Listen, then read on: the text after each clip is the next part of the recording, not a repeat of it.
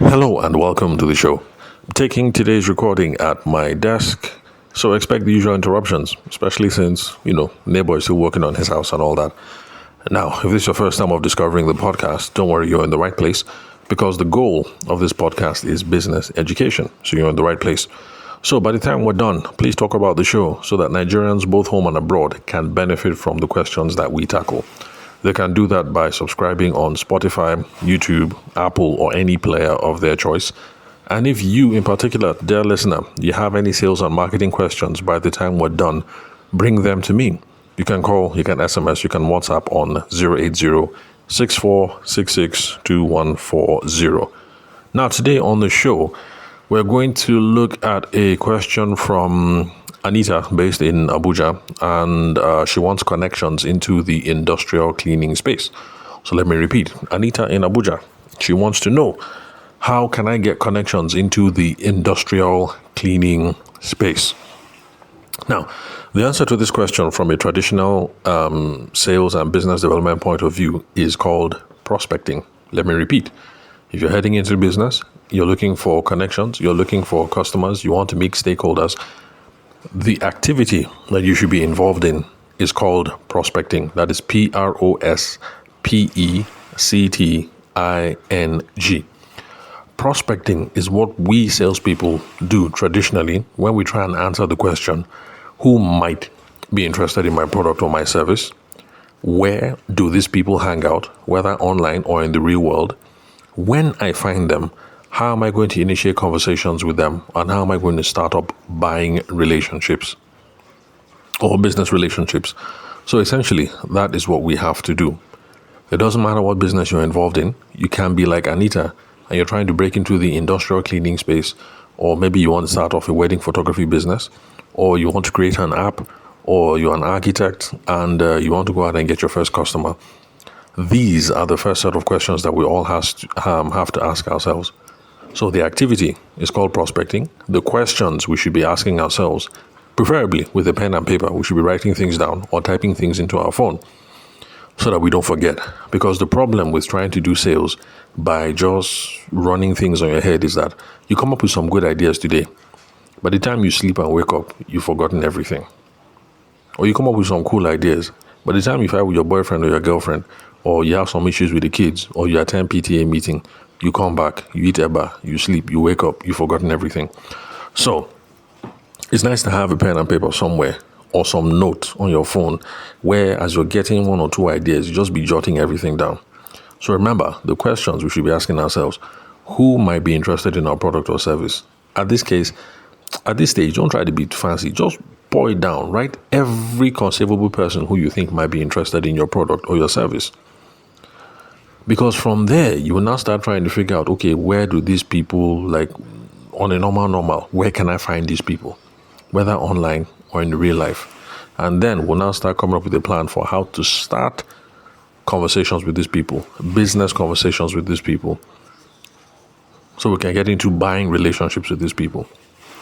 So let's flesh things out now using Anita's context. So Anita, she says she wants to get into industrial cleaning.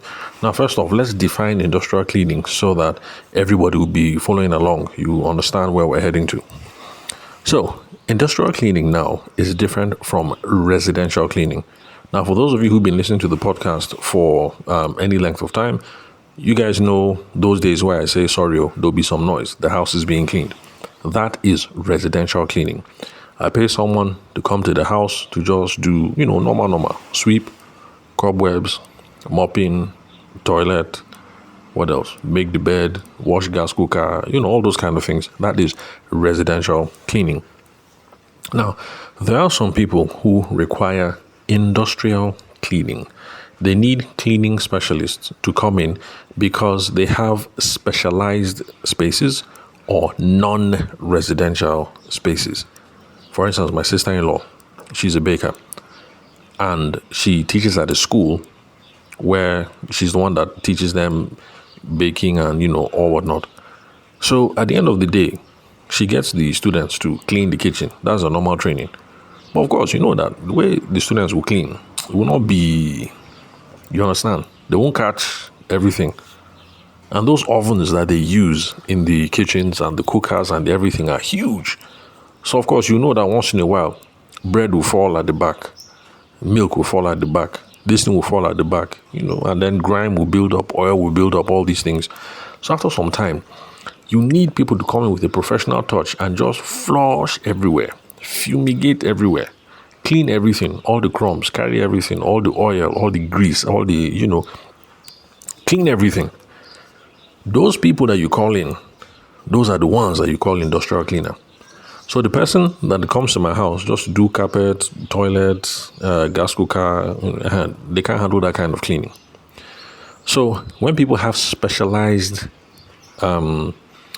spaces, these are the people that you call in industrial cleaners. In your local market, in the abattoir, if I go there and look at the abattoir, you see that place has never been cleaned since they opened that market. Honestly. I mean, the last time I went to buy meat, I was looking, I was like what the hell is going on? I even saw rats running up and down and, one cat, a couple of lizards and stuff like that. I say, hey, see where we buy our meat from. So, in places where people have sense, that kind of place, once in a while, you call in an industrial cleaner to come and do a proper cleaning, hose down the whole place, clean everywhere. So those are industrial cleaners, specialized. They clean spaces that have specialized use or non-residential use. So people who clean factories, people who clean warehouses, people who clean offices, people who clean power plants. And because power plants get very dirty, if you don't believe me, and you're one of those people that live in gated communities in Lagos, maybe one day, just take a walk outside your estate. As you're walking past, just peep inside the powerhouse. The amount of engine oil, fuel, grime, grease, everything on the floor, it will shock you. So that kind of cleaning is not somebody like you and me that will come and clean it. It's a professional cleaner that will come and clean the power plant, the diesel, the place where you keep the diesel engine and all that. Also, large scale cleaning. Anyway, so essentially, when you say industrial cleaners, that is what you mean. And Anita wants to get into the business. And to be honest, I became a wedding photographer. One of my clients actually was an industrial cleaner. I had no idea that this thing is even a business at all in any place of the world, not to even talk of Nigeria. But yes, there are people who make a comfortable living doing that kind of cleaning. Because I remember talking to the groom. Me and his wife, we got on really well. He was not in Abuja at the time. He was in KD doing some work. And then he came in and never got clean. I was like, oh, so, bro, what do you do? He said, I'm a cleaner. And he said it with a straight face. I was like, huh? Cleaner? I said, yeah, I'm in industrial cleaning. I was like, oh, okay. Because when he said cleaner, where my mind went to was, the normal cleaner that we know, come, sweep, mop, clean toilets, clean gas cooker, that kind of thing, remove cobwebs. So he was an industrial cleaner, and their own specialty was post-construction cleanup. So if somebody goes and builds an estate, you build the whole estate fresh. But by the time you finish now, cement will be everywhere, paint buckets will be everywhere, nails will be there, asbestos, all kinds of things. So you need to call in a professional to come and clean up the whole space. So that's what the groom was into, industrial cleaning. Excuse me. But his own area of specialty was post-industrial cleanup. And by the way, if this is your first time of listening to the podcast, I hope you're beginning to see some of the benefits of listening to these kinds of material, because there are Nigerians who are making a living and are making a killing doing all kinds of things that some of us never even found from when we were in school. So it's good that you get exposed to these sorts of things so you see what's going on. You see how people are moving and shaking, how people are getting things done. So, not everybody has to do a 9 to 5. And if you've decided you're not going to do a 9 to 5, just by looking and seeing what's in the environment, figuring out what other people are doing, you might also get some ideas about what options are available to you. Anyway, so that's the spatial industrial cleaning. It's not an intellectual something. It's not an Oyibo something. People are doing it live in Nigeria right now. People are making a living off of doing it. If you don't believe me, think about it. The next time you go into your local Zenith Bank or Access Bank, who do you think cleans the building? The building will have office staff that come and clean once in a while. But that annual, spring cleaning will clean everything plus fumigate plus who do you think does that? Industrial cleaners. That's what they do. So for Anita now, how do we tackle it again? Okay, yeah, I think we tackled it from like a 3 or 4 prong point of view. So first off, the first thing that I recommended to her was networking. You have to do some networking. Then I also touched on some ideas about LinkedIn and social selling. Then we also discussed some ideas around direct outreach, because that is the kind of thing I would do anyway. Because those of you who've been listening to the show for a while, you know that that's my typical way of doing things. I prefer, let me go and see somebody, let me go to somebody's office, let me shake somebody's hand, let me have a physical conversation. After that, collect the person's phone number, and then after that, be following up with the person. So that's more my own style, direct outreach, and then referrals. So that was how. That was what I recommended for Anita. That was the 3-pronged approach. I'll be 4-pronged. I'll be easy 5. Anyway, so that's what we did. So for networking, I recommended to her that she should join the Chamber of Commerce.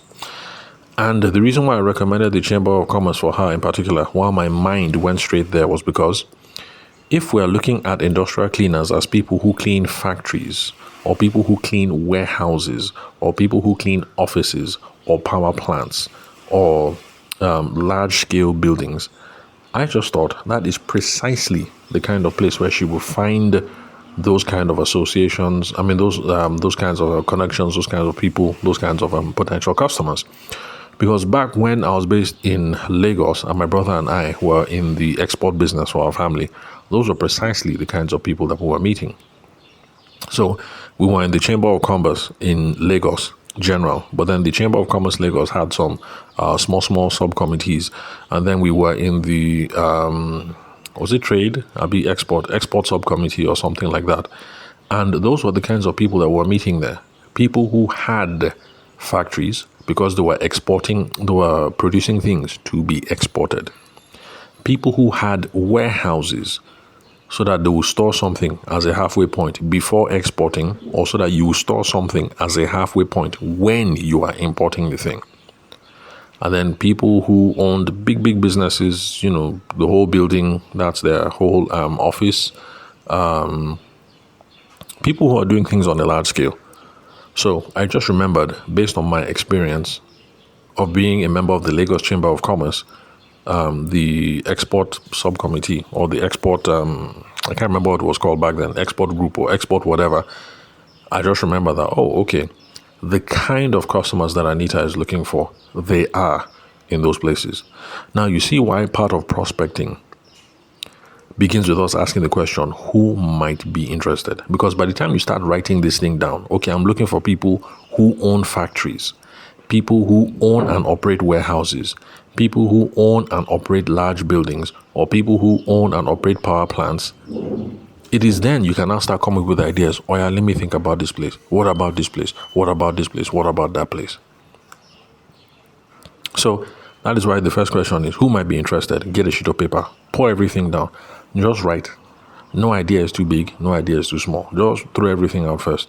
It is when you now see everything, you now know that, okay, this one is tachere, this one won't make sense. This one is a big kill. Okay, let me be leaving these ones. Let me be deleting these ones.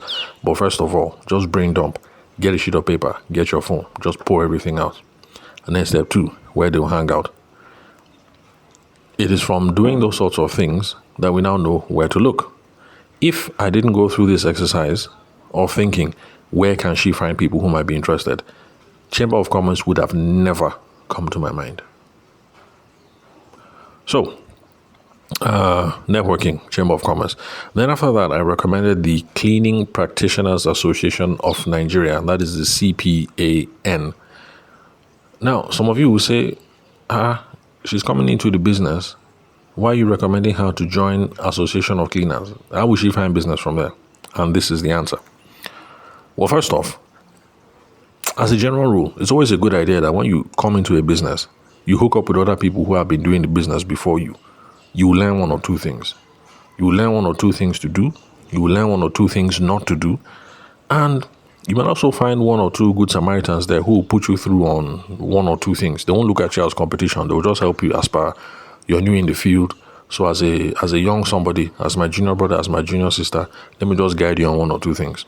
All those kind of things, they really, really help. But one of the benefits of joining these sorts of associations, in this case, if you're an industrial cleaner, why it might be a good idea to join the Cleaning Practitioners Association of Nigeria is because you're going to get partners for commission referrals. Because sometimes some people are doing business and they're doing business very well and they have too many jobs that they cannot fulfill. They need somebody that they can trust to say, yo, Anita, you're from my village. I regard you as my sister. I don't want somebody who is still one of my clients. But look, this is a very important client. I have 2 jobs for this day. I beg, go and help me sort this one. By the time you're done, this is how much I will square you. I'll give you 10%, or I'll give you this, or I'll give you that. People are looking for those kinds of opportunities. People are looking for those kinds of, how will I put it? Should I say partners? Business partners, if you can call it that. So that when things are busy, somebody you can trust to say, look, guy, I trust you. You're my very person. I beg, Oga so and so is one of my main clients, but I cannot be there right now because this is going on, or I have another job. I beg, help me take care of this thing. By the time you're done, your own share is 25%. That kind of thing. So that is not a bad place to learn, to meet other stakeholders in the profession, and then also to possibly get commissioned referrals at the end of the day. So that's why for networking, I thought of those two, Chamber of Commerce and then the CPAN. Some of you will ask, how the hell did I find CPAN? I found it on Google, and that's the advantage of Google and ChatGPT and Google Gemini and Claude and all these AI tools. When you're looking for ideas, you can type in some stuff and you can find one or two things. Because to be honest, I had no idea that the association existed. I can't remember the exact prompt that I used to find the association, but from fooling around, I was able to come up with some useful information, which is why I recommend that if you have a smartphone and you're in Nigeria in 2025, let's just say if you use your mobile phone only for Netflix and TikTok, I think you're wasting your time. You could do better. These phones are powerful tools. So use them accordingly. Use it to build your life and use it to develop yourself. So that's all on networking. But of course, the more you think, the more you brainstorm, the more you talk to people, the more you fool around with all these AI tools, you might come up with other and better opportunities for networking. Then for LinkedIn or social selling, as some people call it, first off, you have to create a LinkedIn account, optimize your LinkedIn profile. You have to look good, look sharp, look professional. For potential clients, when they see you, it looks like you're somebody who knows what's up. Not as if you're just a tachere individual, a cherry were as in an anyhow kind of person.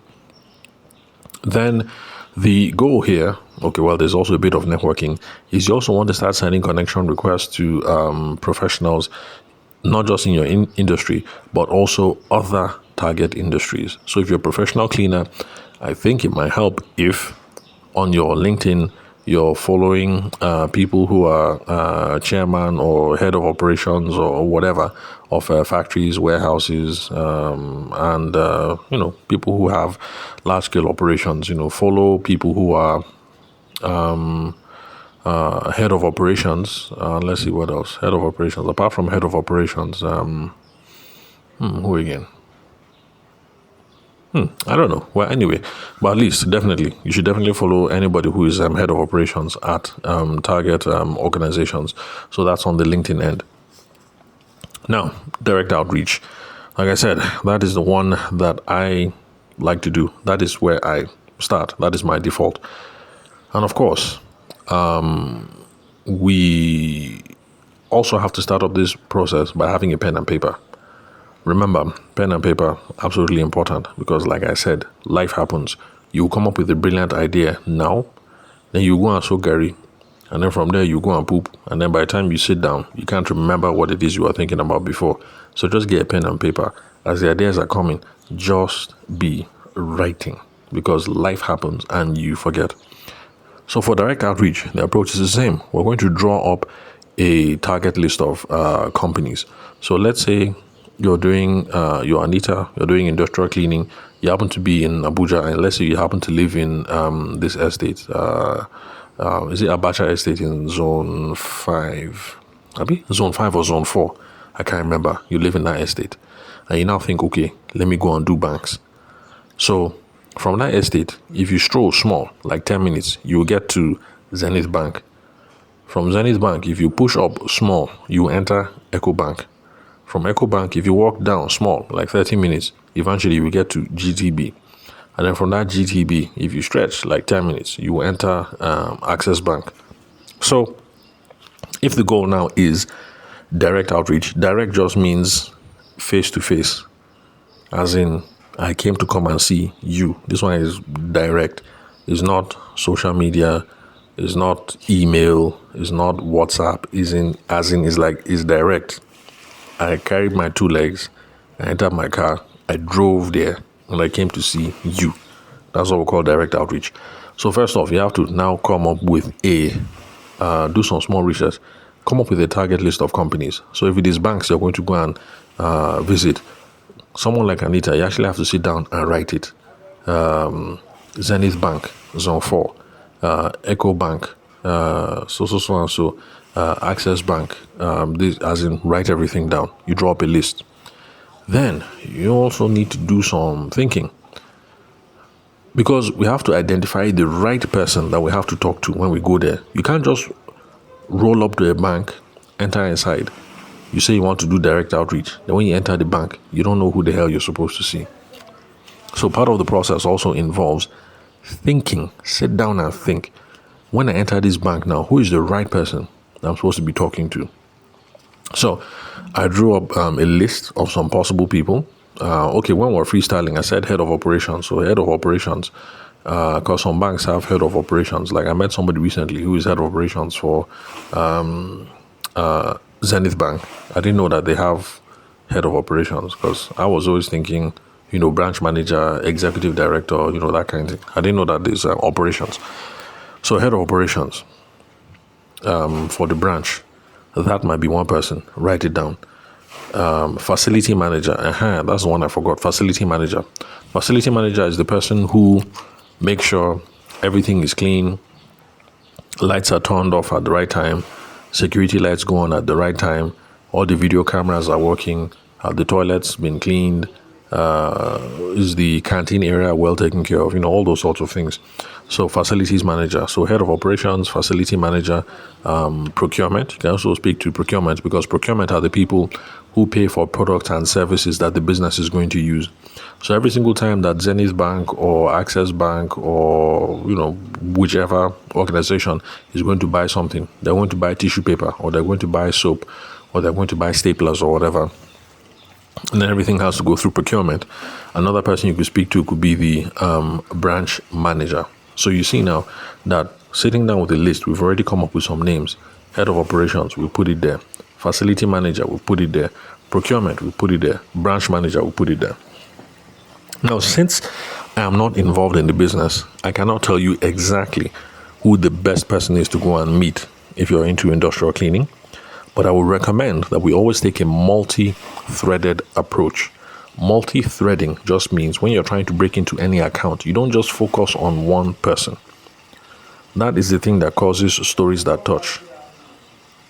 You try and connect with as many people as possible, because you don't know which way the deal can click. And apart from that, it is a feature of modern business now that when businesses buy, it is not just one person who makes the decision. So yes, when we were children back in the day, yes, if the guy at the top said this is what we're going to do, that's what the whole organization would do. But things are changing. Decisions are now being increasingly made by consensus. The guy at the top will want to see what a commissioner of so and so thinks. They also want to see what head of so and so thinks, and what this person in this department thinks, and then they will sit down, then they will come up with a decision. So it helps if, in trying to push for your contract, push for your bid, push for your whatever, you have been talking to 2, 3, 4, 5 people who are concerned. There's no how you capture everybody. Well, if there's a decision-making committee and there are 5 people who are important to make that decision, and at least you're in good terms with 3 of them. It's not a guarantee that the deal will be yours, but you can see how you are taking the steps to make sure that things move in your favor. So when you draw up this list now, those are the people you should be trying to hook up with. I don't know who the best person is, but in my own opinion, shall try and party up with them all. Facilities manager, know who the person is, get their phone number. Procurement, try and get the number of somebody in procurement. If you know the branch manager, it won't be bad. If you know operations manager, it won't be bad. In fact, it would be a good idea when you walk into the establishment and, people know who you are. Like, hey, Anita, she has come again. Hey, Anita, how now? How you doing? How work? Blah, blah, blah.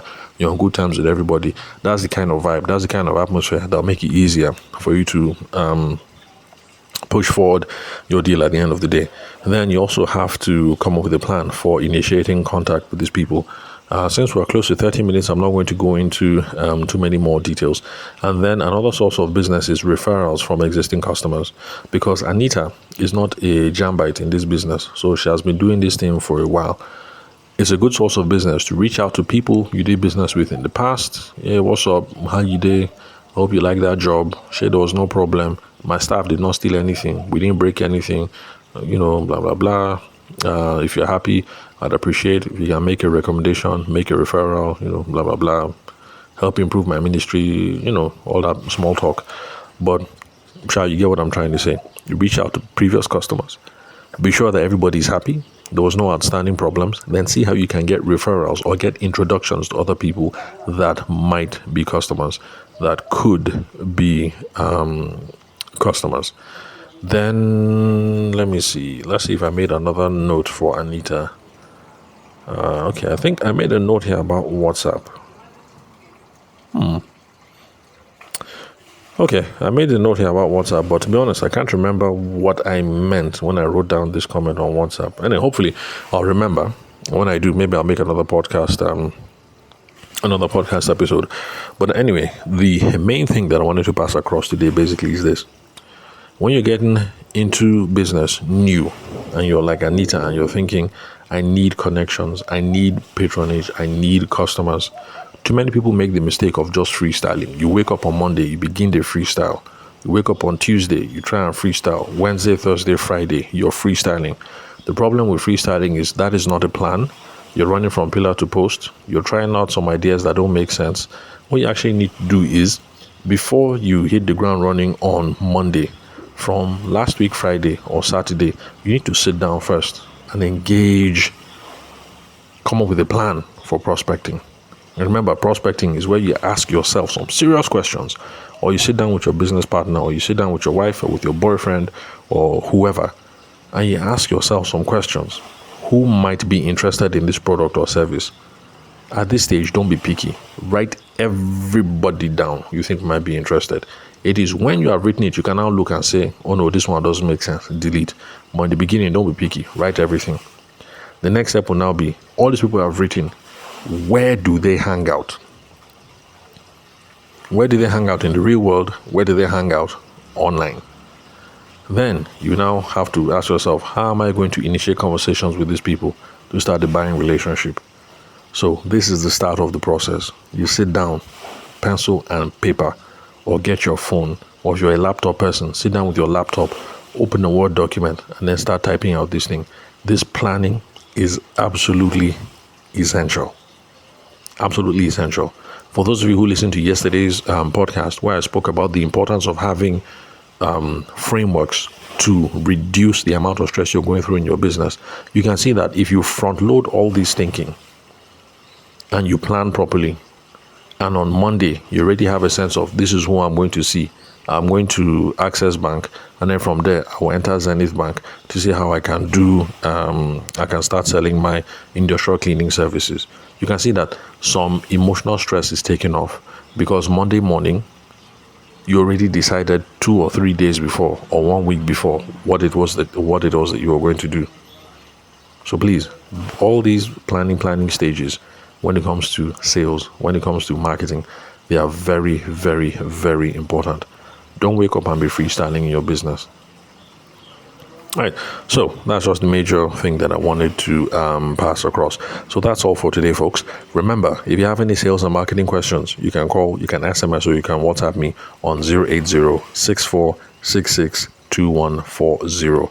Thank you very much for your time and attention. I'll catch you at the next episode.